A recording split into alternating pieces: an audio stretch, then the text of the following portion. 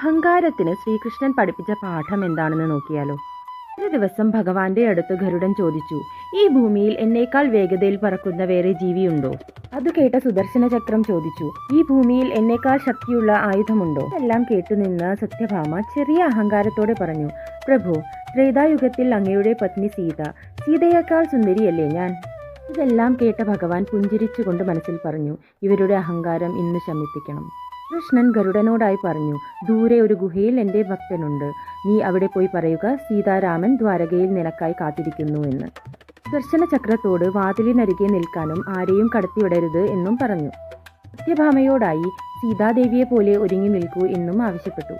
ഗുഹയിൽ ഭക്തനായ ഹനുമാനെ ഗരുഡൻ വിവരമറിയിച്ചപ്പോൾ ഗരുഡനേക്കാൾ 1000 ഇരട്ടി വേഗത്തിൽ ഹനുമാൻ ദ്വാരകയിലെത്തി. ചക്രം തടഞ്ഞില്ലേ എന്ന് കൃഷ്ണൻ ചോദിച്ചപ്പോൾ ഹനുമാൻ പറഞ്ഞു, തടഞ്ഞു സ്വാമി, പക്ഷേ അങ്ങയെ കാണാനുള്ള തിടുക്കത്തിൽ ഞാൻ അതങ്ങ് വിഴുങ്ങി. സത്യഭാമയെ കണ്ട ഹനുമാൻ ചോദിച്ചു, സ്വാമി, എൻ്റെ മാതാ സീത എവിടെ? അവരുടെ അഹങ്കാരം മാറ്റാൻ ഭഗവാൻ ഉപയോഗിച്ച ബുദ്ധി കണ്ടോ?